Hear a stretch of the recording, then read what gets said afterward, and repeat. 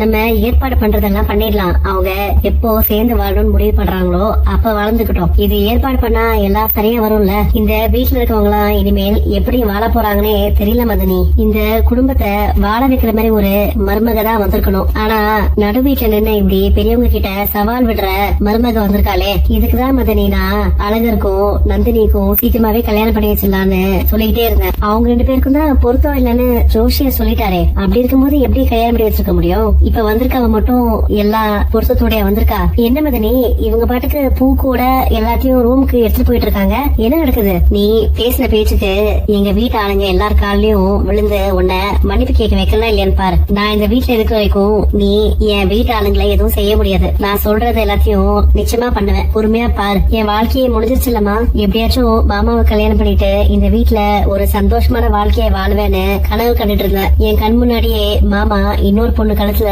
தாலி கட்டி குடும்பம் நடத்த போயிட்டாரு. அழகர் தம்பி நிச்சயமா அவளை ஏத்துக்க மாட்டாரு. நீ வேணா பாரு. அவரும் தானே உன்னை கல்யாணம் பண்ணிக்கணும்னு மனசார ஆசைப்பட்டாரு. அப்படி இருக்கும்போது அவர் மட்டும் எப்படி அவளை ஏத்துக்கிட்டு சந்தோஷமா வாழ்வார்?